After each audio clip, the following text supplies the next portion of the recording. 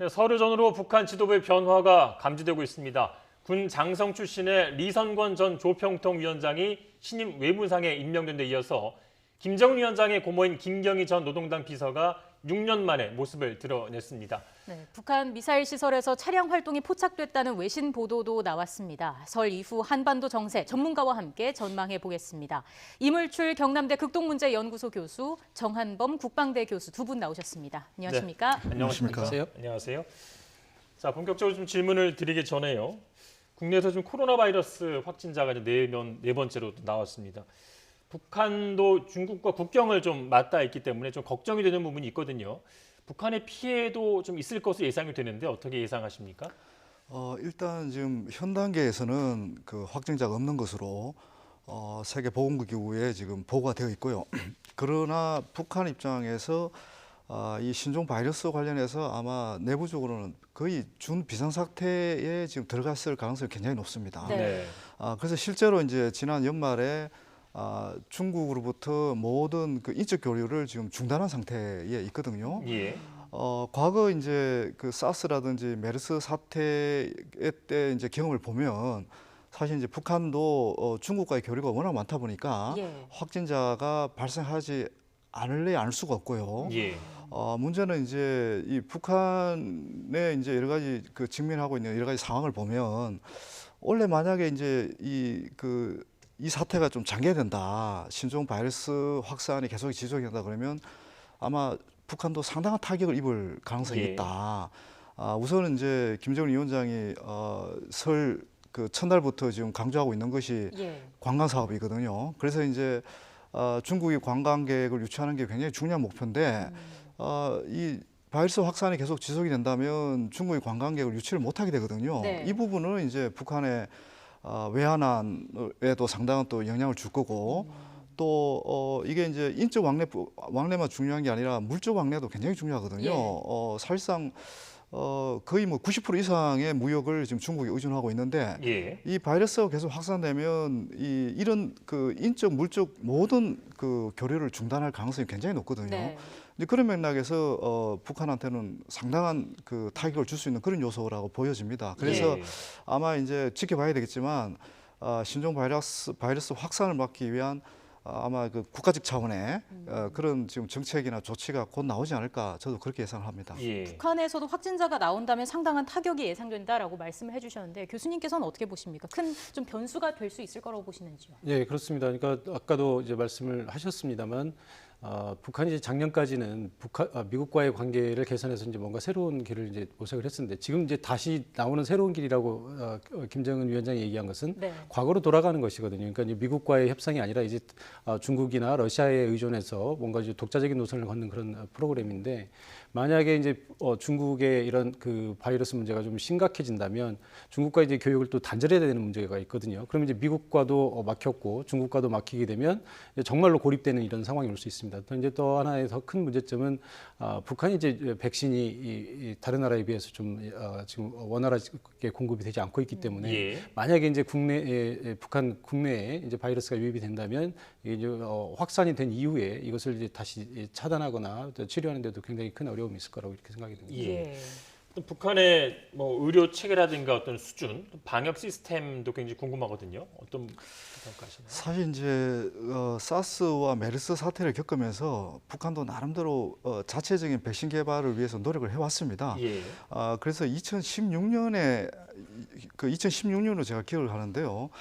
북한도 이른바 이제 자신들이 독자적으로 개발했다는 이 호흡기 증후 관련된 그 예방약을 공개를 했어요. 공개를 했는데 유엔 기구에서 이제 그때 당시에 평가하기로는 이거 가지고는 부족하다. 이게 전염병을 예방하는 것은 전 국가 차원의 종합적인 그 의료 시스템이 이제 갖춰져야 되는데 지금 이게 백신 몇 가지를 개발한다고 이게 해결된 문제가 아니다. 이렇게 얘기를 했거든요. 그러니까 국제사회와 적극적으로 협력을 해야 이 문제를 해결할 수 있다. 이렇게 이제 그때 얘기를 했는데 사실 지금 그 김정은 위원장이 지난해 이제 당 중앙회 전원회 때도 강조를 했던 거고 지금 북한의 조선 그 중앙통신이라든지 노동신문에서 계속 강조하는 걸 보면 그러니까 국가 위기 관리 체계를 갖춰야 된다 이런 얘기를 계속합니다. 그런데 이 국가 위기 관리 체계 핵심이 결국 자연재해하고 이 전염병 확산을 예방하는 거거든요. 근데 그것 관련해서 나름대로 노력을 하고 있는데 중국과도 비교하면 굉장히 지금 낮은 수준에 있다고 평가할 수밖에 없습니다. 그래서 네. 이제 유일하게 세계보건기구 그러니까 WHO가 지금 북한을 도와주고 있거든요. 유일하게. 근데 이 부분 가지고는 좀 부족하다는 게 이제 WHO의 판단이기도 하고 그래서 이제 남북 간의 보건 의료 협력이 중요하다고 해서 이제 우리 정부가 계속 제안을 해왔던 거죠. 예. 그 신종 코로나 바이러스가 지금 전 세계적으로 확산하고 있는 추세인 만큼 계속해서 추이는 저희가 좀 지켜봐야 할 것 같습니다.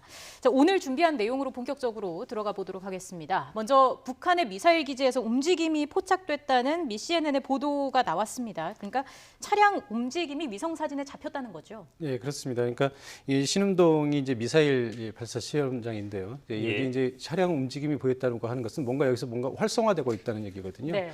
과거에 보면 미사일이나 또 엔진 시험을 하기 전에 이제 이쪽에서 미사일 시험장 근처에서 이제 차량 움직임이 포착이 되는데 아마 지금 그 신흥동에서도 이제 그런 움직임이 포착이 된 것 같고요. 네. 다만 이것이 그 미사일 시험을 위한 본격적인 준비인지는 이제 아직 확인이 되지 않고 있습니다. 예를 들면 미사일 실험을 위해서 이제 가장 중요한 것은 이제 연료 주입이거든요. 예.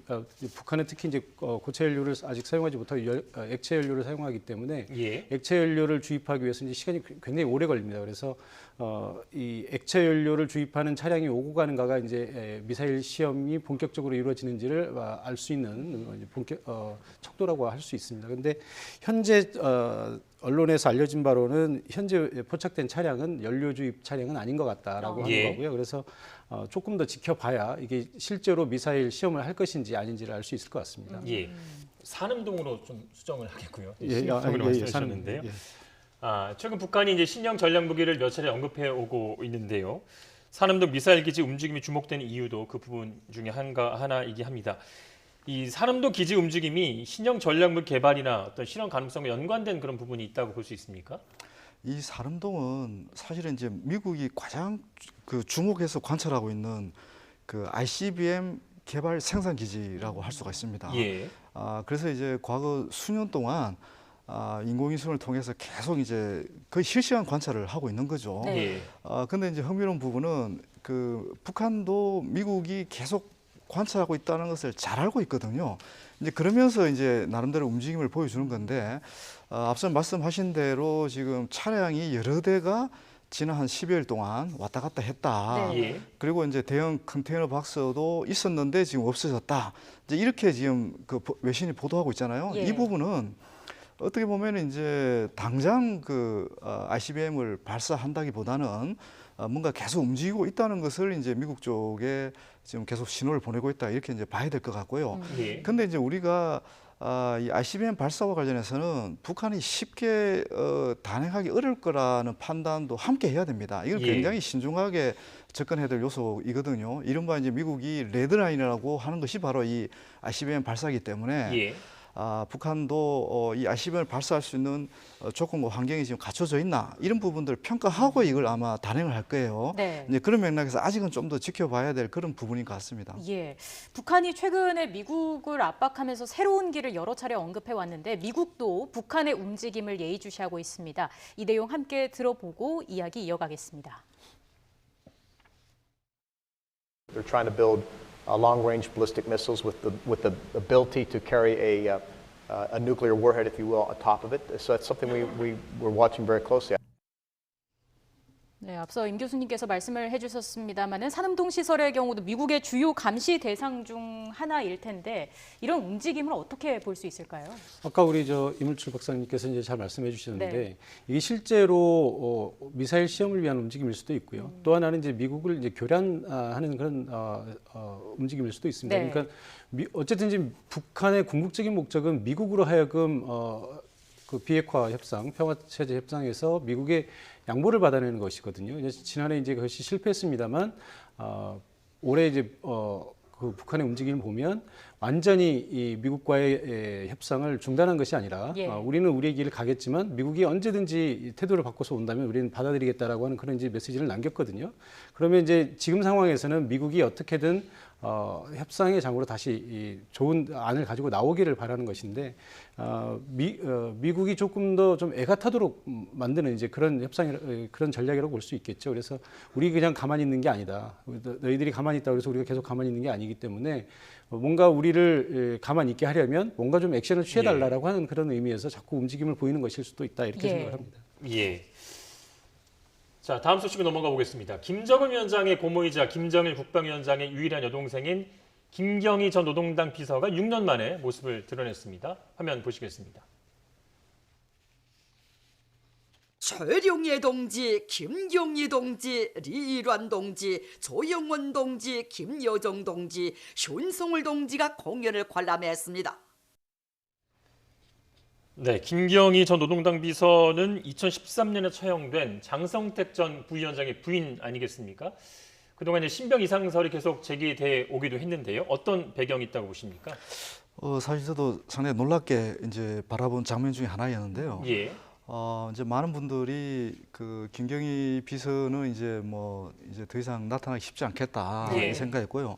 왜냐하면 그 남편 장성택의 처형이 워낙 정말 우리도 놀랍지만은 북한 주민들도 굉장히 놀랍게 바라본 그 사건이었잖아요. 예.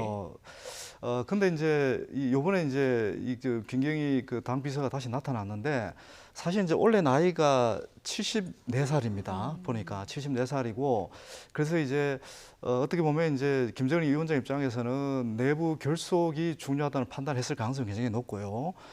그리고 이제 김정일 위원장이 지금 국정을 이렇게 정면 돌파라든지 이런 걸 강조하면서 제일 지금 강조하는 것이 백두의 혁명 정신인데 이 백두의 예. 혁명 정신이라는 것은 결국은 백두 혈통이 이끌어가는 거거든요. 그러니까 지금 유일하게 남아 있는 백두 혈통의 최고 어른이 김경희가 되는 것이고 네.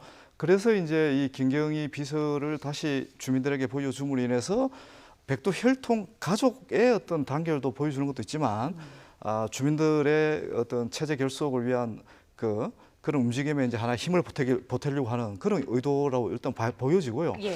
그리고 이제 제가 주목하는 부분은 어떻든 이제 이 사람이 계속 나올 것인가, 계속 예. 김정은 위원장을 뒷받침하면서 후계는 역할을 계속 할 것인가 이 부분인데 저는 할 것으로 일단 보여져요. 왜냐하면 김정은 위원장 입장에서는 어떤 식으로 좀 많은 사람들의 힘을 모을 필요가 있는 것이고 그 내적인 그 동력을 지금 강화시키는 게 굉장히 중요한 과제거든요. 네. 이제 그런 맥락에서 계속 활용할 가능성이 높고 또 어느 정도 이제 시간이 지났기 때문에 김경희 당비서도 이 백두 혈통의 어른으로서 김정일 위원장을 뒷받침하는 역할을 계속 하지 않을까 이렇게 우선 전망을 할 수 있을 것 같습니다. 예, 내부 체제 결속을 위한 어떤 의미가 있다라는 말씀으로 이해가 되고요.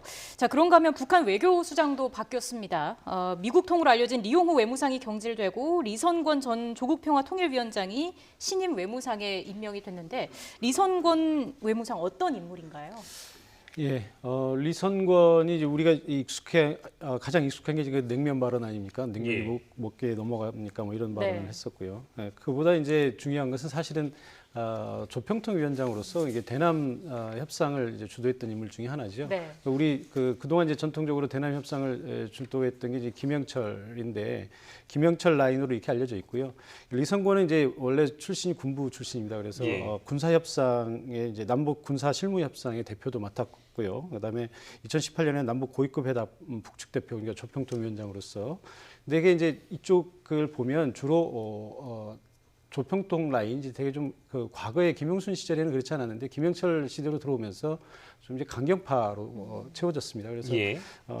그 김영철 라인이 등장을 하면 좀 이제 강경책이다. 또 외무성 라인이 등장하면 온건책이다. 이제 이렇게 되게 평가를 했는데요. 네. 작년 같은 상황을 보면 하노이 회담까지는 이제 북미 회담이 좀 잘 진행이 되지 않았습니까? 그리고 굉장히 기대가 컸고요. 여기를 이제 주로 도맡아서 했던 것이 이제 김영철 라인이었습니다. 그래서 예. 김영철 라인이 하노이 회담까지 쭉 준비를 했는데 하노이에서 이제 결렬이 됐고요. 그다음에 이제 김정은 위원장이 이제 굉장히 화가 많이 나서 이제 대미 정책을 이제 바꿨는데 네. 그때 이제 전면에 내세운 것이 바로 이제 외무성 라인입니다. 그래서 리수영이라든지 리용호 그리고 이제 최선희 라인이 주로 이제 외무성, 이제 미국을 직접 상대하는 라인이죠. 거기가 미국과 이제 협상을 위해서 이제 전면에 나왔었는데 잘 아시다시피 이제 작년 후반기로 가면서 김정은 위원장이 설정했던 연말 시한이 다가오고 그럼에도 불구하고 아무런 성과가 없지 않았습니까? 네. 김정은 위원장이 이제 얘기했던 새로운 길로 들어서기 위해서 다시 또 대미 라인으로 채워졌던 그 외교 라인을 이제 다시 김영철 라인으로 바꾼 것이 아닌가 이렇게 생각이 됩니다. 다시 얘기한다면 작년 후반기에 어떻게 미국과 직접적인 협상을 위해서 이제 외무성 라인을 좀 앞세웠었는데 네. 이 외교적인 협상이 잘 되지 않으니까 이제 미국을 강하게 압박하기 위한 그런 조치로서 다시 김영철 라인이 등장한 것이다. 이런 해석이 좀 주요한 것 같습니다. 예. 그래서 대미 강경 노선이 강화될 수 있다는 그런 예상도 나오고 있는 것 같고요. 미국은 그 리성권 신외무상 임명에 이제 북미 비핵화 협상에 좀 긍정적인 변화로 작용되길 바란다는 입장을 밝힌 바 있습니다. 화면 먼저 보고 오시겠습니다. There was a change. I think that in itself indicates something. I hope it's positive. 네, 뭐 저렇게 얘기를 하고 있지만 이 대북 제재에 대한 입장에는 지금 변화가 없는 상황이지 않습니까? 예, 그렇죠. 지금 사실 이제 그 리성근 외무상이라는 새로운 인물이 이제 등장을 했는데 제가 이제 지난 수년간의 북미 협상을 지켜보면 예. 이 외무상이 바뀌었다고 해서 이게 뭐 큰 어떤 메시지를 준다 저는 그렇게 보지는 않습니다. 기본적으로 이제 그 북한 외교부의 핵심 역할이 결국 미국과 협상이기도 하고 또 다른 일들이 많습니다. 네. 그 제3세계를 그 모든 나라하고 상대하고 또 외교를 하는 게 있기 때문에.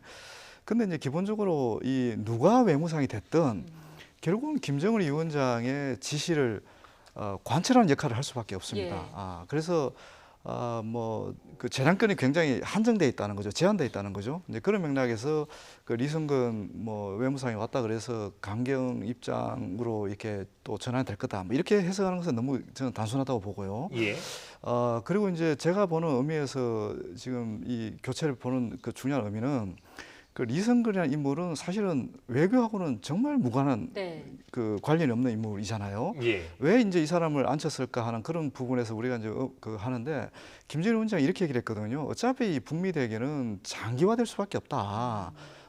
이 장기화되는 과정에서 내부의 역량을 지금 강화하는 게 우선이다. 이제 그렇게 얘기를 했거든요. 예. 그런 맥락에서 이 이성근 외무상의 주요 역할은 미국을 직접 상대하는 역할이기보다는 그 내부 어떤 시스템을 다시 정비하는 역할, 뭐 이게 또 중요한 역할이지 않을까 싶고요. 예. 그리고 이제 그 대미 외교는 최선희 제1부상이라는 예. 어떻게 보면 뭐 가장 핵심 인물이 지금 아직도 있기 때문에 최선희 제1부상이 대미 그 외교라든지 협상을 전담을 하고 그 리성근 그 외무상은 좀 이렇게 내부적인 그 외교 역량을 강한다든지 또 내부 시스템을 정비하는 그런 역할을 맡지 않을까 저는 또 그렇게 또 한번 예상을 해봅니다. 예. 좀 더 상황을 길게 봐야겠지만 북한이 협상에 나설 가능성은 뭐 어느 정도 있다고 보시는지요? 지금 그 북한의 입장은 단호한 것 같습니다. 그 대북 적대시 미국이 지금 견지하고 있는 대북 적대시 정책을 철회하지 않으면 협상조차 안 하겠다. 그게 이제 북한의 입장인데 그러면 네. 대북 적대시 정책의 핵심이 뭐냐? 그게 이제 제재 완화 부분하고 한미 군사훈련 이 두 가지라고 좀 볼 수 있는 거거든요. 네. 그럼 결국 미국이 대북 제재와 관련된 입장 변화 그리고 한미 군사훈련과 관련된 입장 변화 이걸 지켜본 뒤에 협상을 하겠다는 거거든요. 그러니까 쉽지 않다고 봐야 되겠죠. 예. 예. 자, 이렇게 비핵화 논의가 교착 상태에 빠진 상황에서 다음 달 미국과 북한이 한 자리에 이제 모이게 됩니다. 독일에서 미넨 안보 회의가 열리는데요. 북한에선 김성경 북한 외무성 부상이 또 미국에선 국무장관, 국방장관이 이 자리에 참가를 합니다. 이 자리에서 북미 간의 교류나 어떤 가시적인 어떤 회담의 성사 가능성 좀 있다고 보십니까? 글쎄요, 뭐 저는 그렇게 낙관적으로 보지는 않습니다. 그러나 이제 이게 이제 국제 회의고 그렇기 때문에 뭐 비공식적인 자리가 이제 마련될 수도 있고요. 네. 뭐 공식적인 자리가 될 수도 있습니다만 설령 회담이 이루어진다 하더라도 이 김성경 북한 외무성 부상은 이제 대미 협상 라인이 아니고요. 이게 예. 유럽 담당입니다. 그래서 뭐 혹여 얘기가 된다 하더라도 깊이 있는 얘기가 될 수는 없을 것 같고요. 어떤 간단한 메시지 정도는 이제 주고받을 수는 있겠죠. 만약에 네. 맞는다 하더라도.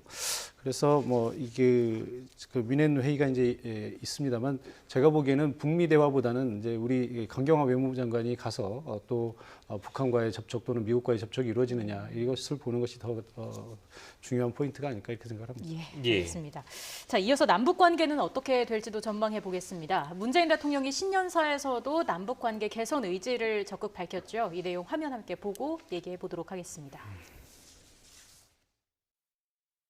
이 남북 간에도 이제는 그 북미 대화만을 바라보지 않고 이 남북 협력을 좀 이렇게 정진시키면서 북미 대화를 좀 더 촉진해 나갈 그런 필요성이 높아졌다고 생각합니다. 네, 지금 상황에서 남북 관계 개선을 위해서 가장 필요하고 중요한 건 뭐라고 볼 수 있을까요? 사실 이제 그 북한이 남북 관계 개선의 조건을 내세우고 있는 것은 그 2018년에 합의된 판문점 선언이라든지 또 평양 그 공동 선언을 이행해라. 그 이행할 수 있는 조건을 만들어 달라. 네. 그게 이제 결국 또 다시 되돌아오면 그 제재 문제 뭐 이런 거 좀 걸리잖아요. 그러니까 이제 지금 상황에서는 이제 북미 관계하고 남북 관계가 계속 연동돼서 돌아갈 수밖에 없는 근본적인 한계가 있긴 하지만 네. 우리 정부가 보다 이제 주도적으로 어떤 식으로든 제국 제재 그 완화 효과를 좀 이끌어내서 예. 남북 교류 협력을 이제 재개하겠다. 뭐 예를 들면 개별 관광부터 시작하겠다. 이렇게 얘기하는 거잖아요. 북한은 조금 더 지켜볼 가능성이 높습니다. 그리고 이제 지금 북한이 주목하는 것은 사실 이제 우리 국내 정치하고 또 미국의 국내 정치 또 이 부분도 굉장히 중요하거든요. 예. 이것이 이제 결국은 남북 간의 합의든 북미 간의 합의든 그 이행할 수 있는 중요한 그 국내 정치적 환경으로 지금 보고 있는 거거든요. 그러니까 우리가 지금 총선이 지금 코앞에 닥쳐와 있고 또 미국도 지금 뭐 트럼프 대통령의 탄핵 국면이 지금 진행이 되고 있고 또 미국 대선이 또 있는 거 아닙니까? 그죠? 그래서 굉장히 지금 이게 불확실성이 높다고 판단할 수밖에 없거든요. 그런 맥락에서 북한이 남북 관계에도 뭐 당장 적극적으로 나올 것으로 전망하기에는 좀 어려운 그런 상황이다. 네. 그럼에도 불구하고 우리가 이제 지금 이제 큰 틀에서 뭘 움직이기는 굉장히 어렵습니다. 예. 제재라는 틀 때문에. 그러니까 이제 개별 관광이라는 어떻게 보면 굉장히 이제 그 작은 요소이긴 하지만 그 파급 효과는 굉장히 클 수 있는 예. 이제 이런 부분부터 이제 우선 남북 간에 이제 어느 정도 신뢰가 쌓이면 원래 남북 관계도 이제 달라질 수 있는 요소는 있는 것이죠. 예.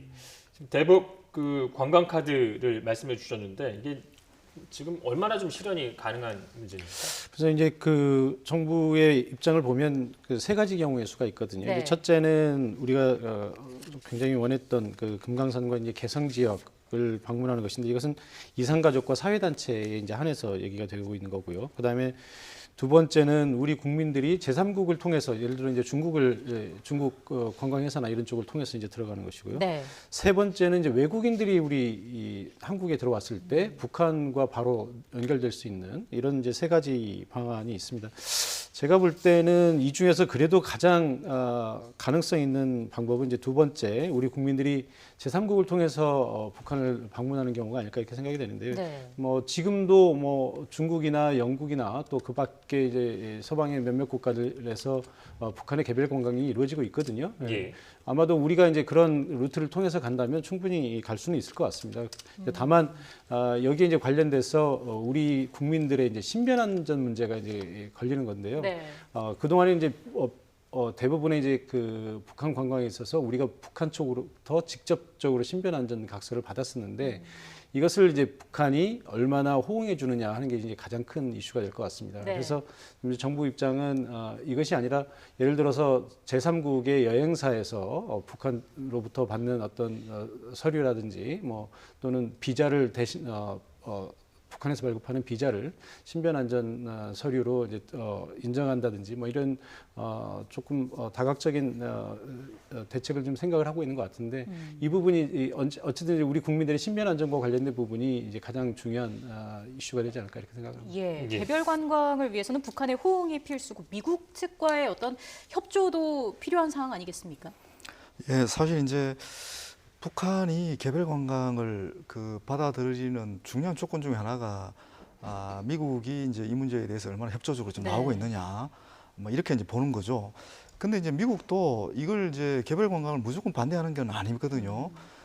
이 개별 관광을 허용했을 때 기대할 수 있는 효과가 무엇인가 이걸 지금 보는 것 같아요. 네. 그거는 뭔가 하면 북한이 비핵화 협상에 다시 돌아오는 거, 그리고 또 북한이 추가 도발을 하지 않는 거.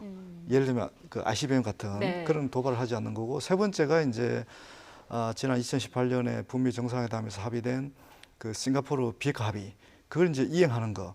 이 세 가지 부분과 관련해서 이 개별 관광 허용이 과연 얼마나 긍정적인 기여를 할 수 있느냐, 네. 이제 그걸 보는 거거든요. 그러니까 무조건 반대하는 게 아니라 이제 그런 부분과 관련해서 뭔가 이게 긍정적인 기여를 할 수 있겠다는 이제 어떤 확신이 서면 미국도 이 개별 관광에 대해서 적극적으로 협력할 가능성이 상당히 있다고 할 수 있는 것이죠. 예. 뭐 해리스 그 주한 대사는 부정적인 입장을 또 밝히면서 외교적인 결례까지 또 보였잖아요. 이게. 사실 이제 그 부분이 이제 동맹으로서 좀 난감한 측면이 있긴 한데요. 사실 이제 저는 솔직하게 말씀드리자면 외교관이기 때문에 좀 처신이나 발언에서 신중해야 된다고 이렇게 생각을 합니다. 이게 우리 외교관이 만약에 똑같은 상황이었으면 아마 우리 국내에서도 굉장한 비난이 있었을 거고요. 네. 미국에서도 아마 굉장한 비난을 했을 것으로 이렇게 생각을 합니다. 다만 이제 강대국 미국의 외교관이 했기 때문에 우리 언론들이나 뭐 우리 국내에서도 크게 뭐 문제를 삼고 있지 않는 것이지 외교관으로서는 굉장히 부적절한 표현이고요. 전임이었던 리퍼트 대사라든지 마크 네퍼 대사들이라든지 이런 분들이 이제 제가 직접 개인적으로도 만나보고 공적으로도 만나봤지만 굉장히 한국을 존중하고 그래서 우방국으로서의 어떤 우호 관계를 느낄 수 있는 그런 장점들이 많이 있었습니다. 그런데 네. 일국의 대통령이 국가 원수가 한 발언에 대해서 이게 주재국에 있는 대사가 적절치 못한 이런 대응을 하는 것은 동맹을 위해서나 국제 우호 관계를 위해서나 바람직하지 않다 이렇게 생각을 합니다. 예. 일단 북한에서는 개별 관광 추진에 대해서 별다른 입장을 내놓고 있지는 않은 상황인데 어떻게 보십니까? 가능성 있다고 보시는지요? 일단 이제 굉장히 신중하게 접근하는 것 같아요. 네. 북한도 고민을 많이 하고 있는 것 같고, 어떤 식으로든 과거와 달리 우리 정부가 뭔가 제안하면 북한이 즉각적으로 이렇게 이 수락을 거부하거나 또 오히려 뭐 비방하는 그런 태도를 보여왔던 거에 비하면 지금은 좀 이렇게 좀 긍정적으로 지금 고민을 하고 있는 것 같아요. 네. 그리고 또 김정은 위원장이 지난 10월달에 그 금강산 그 현지 지도를 했을 때도 금강산의 남측 시설은 철거하라고 지시를 하면서도 남측 관광객이 온다면 뭐 환영하겠다 이런 표현을 썼거든요. 네. 이제 그게 이제 북한의 기본적인 입장이긴 한데, 근데 이제 북한이 봤을 때 역시 이제 이게 제재 완화가 뒷받침이 안 되면 지속성이 없다고 지금 볼 가능성이 높거든요. 그러니까 우리가 이제 중요한 것은 개별 관광이 지속 가능한 방식으로 이루어져야 되는데 예. 중간에 하다가 또 중단이 돼버리면 또 북한도 굉장히 곤란한 상황에 또 처하게 되거든요. 이제 그런 점을 고려했을 때 이제 북한은 좀 더 이렇게 국내외 정세를 이렇게 관찰하면서 판단할 가능성이 높고요. 앞서 얘기했던 이제 신종 그 코로나 바이러스도 아마 상당히 중요한 이제 고려 요소가 된 거죠. 예. 기존의 고려 요소도 있는데다가 이제 새롭게 이제 고려 요소가 지금 등장해 있다 이렇게 네. 볼 수 있는 거죠. 예. 말씀하신 것처럼 코로나 바이러스가 또 북한에도 좀 많이 퍼지지 않을까 하는 우려도 있고요. 최근 우리가 주목해야 할 어떤 북한의 움직임 그리고 개별 관광의 가능성까지 함께 짚어봤습니다. 이물출 경남대 극동문제연구소 교수님 또 정한번 국방대 교수 두 분과 함께 얘기 나눴습니다. 고맙습니다. 고맙습니다. 네, 고맙습니다.